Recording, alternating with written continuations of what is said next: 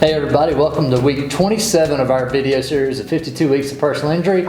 I'm He-Man, this is Shira, and we're going to go through 9 ways to avoid hiring a bad lawyer. And for those of you who are not in their 40s, that was a He-Man reference. No, I'm Joel, this is Chase. So we want to go through 9 ways to avoid hiring a bad lawyer with you.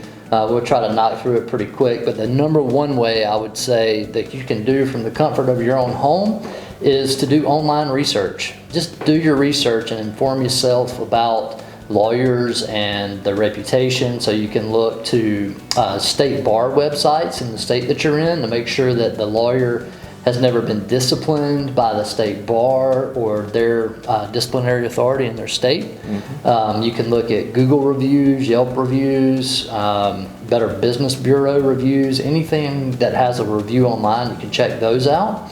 And also social media profiles.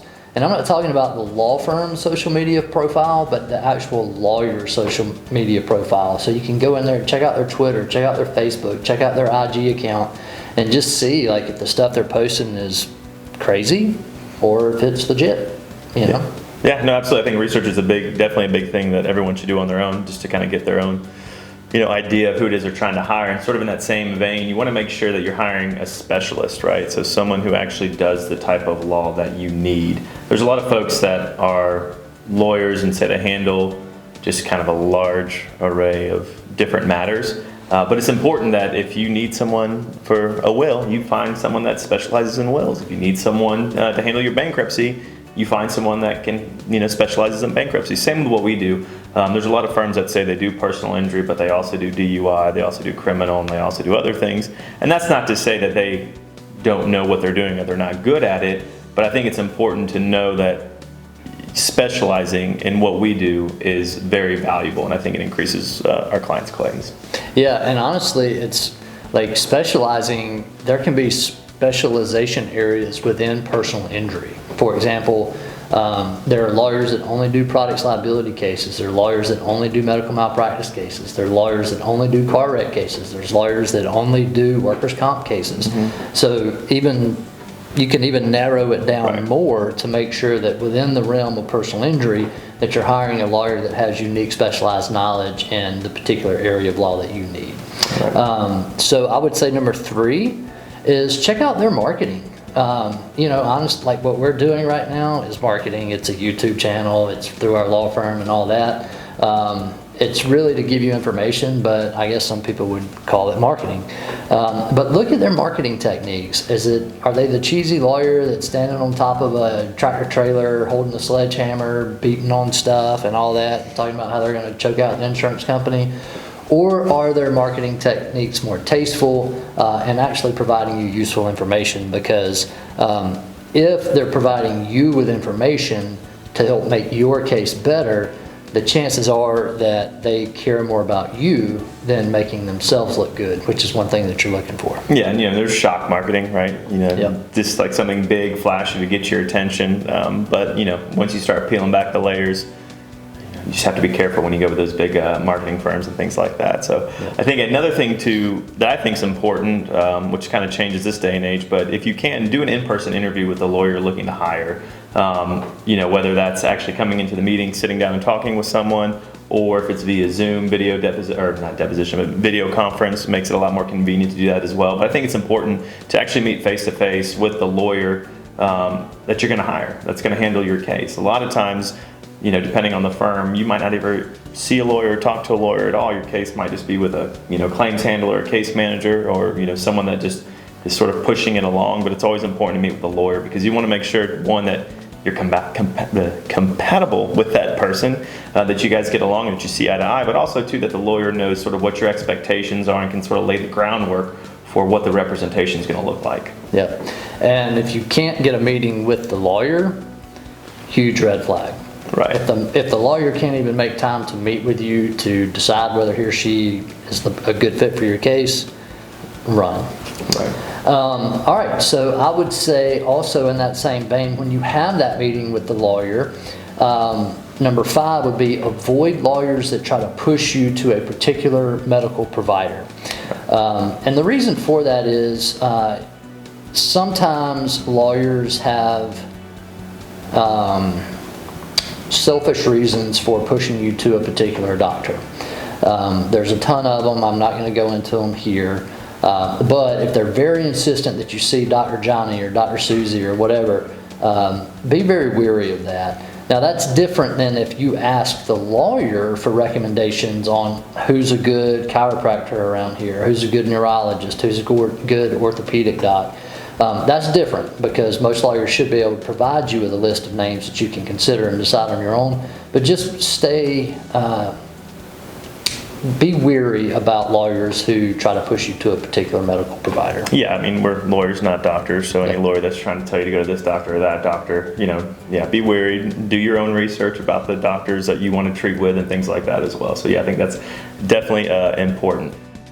So number 6, I think, would be to ask for examples of successes, right? So kind of like when you talk with lawyers about what they do and if they focus on that specific area of law, ask them if they're successful in what they do, right? If they're a car wreck lawyer, give me an idea of what a success looks like that you've had. Do you try cases? Do you just try to settle them quickly? Same with medical malpractice cases. How successful are you with those types of cases? Now, we're not going to sit here and tell you that we just get every single case millions and millions of dollars, because that's not the reality. I think successes are very relative to the specific case. So you have to understand when you ask about certain successes that you want to be weary of lawyers that are trying to sell you something that's not realistic, right? Something that's just trying to get you in the door, to get you to sign that contract, to say, oh, I can make that case a $100,000 case, or I can make that case $1 million case, when most cases are not like that. And I would say for number 7, kind of piggybacking off of that, ask about specific examples. Ask about the lawyer's caseload. Because you really need to know, do they even have time to deal with your case? Do they have the time that your case deserves?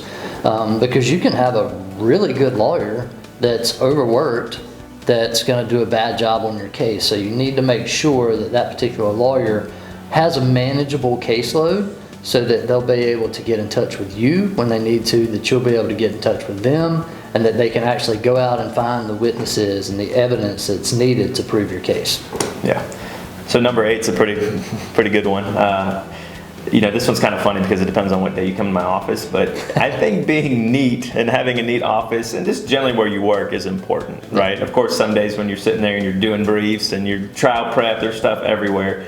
But I think organization is important. I think having a clean space is important as well. So that can kind of give you a little feel. Now, of course, I'll say with a caveat, I know a lot of great lawyers that look like bombs have gone off in their office. So, take it with a grain of salt. But I think it's important, kind of the overarching thing to pay attention to with this number 8 is that the environment, go to the environment where that lawyer is working, just to kind of see what it's like and see if it's something that you would be comfortable with, knowing that this lawyer who's handling a very serious matter for you not necessarily knows what they're doing, can actually focus on your case, I guess.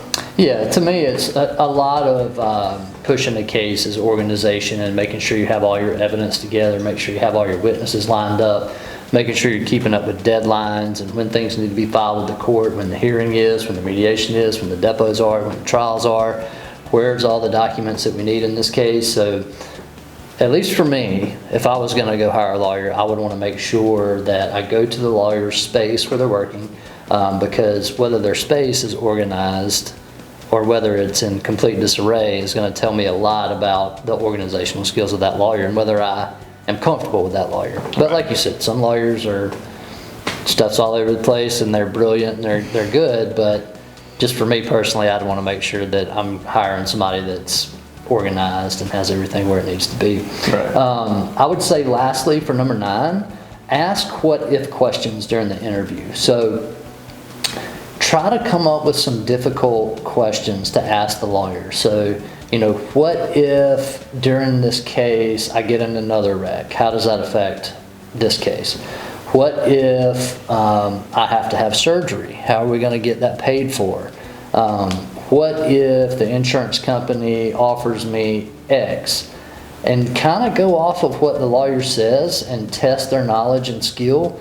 Because I'm going to be completely honest with you, there's a lot of lawyers that haven't been involved in filing a lawsuit, taking a deposition, going to a mediation, certainly not trying a case in 20 or 30 years, and they're the ones that are barking at you the loudest to hire them. So you need to make sure that you ask those tough questions so that you're comfortable that the lawyer you're talking to has the knowledge and the skill to push your case the way it should be pushed. Yeah, absolutely. And like you said, it just depends on how they answer those questions. Should tell you a lot you need to know about whether or not to hire that attorney. That's right. You got anything else? I think that's it. I think we said 9 and we've hit 9. So. All right, good deal. Well, we have done what we said we were going to do. If this video has been helpful to you, we appreciate you giving us a thumbs up, subscribing to our channel, or inserting a comment in the section below if you've got any other ideas that have been helpful to you in avoiding hiring a bad lawyer and helping you find a good lawyer. Might be helpful to our friends and family and anyone watching this video. So otherwise, we will see you next week for video number 28.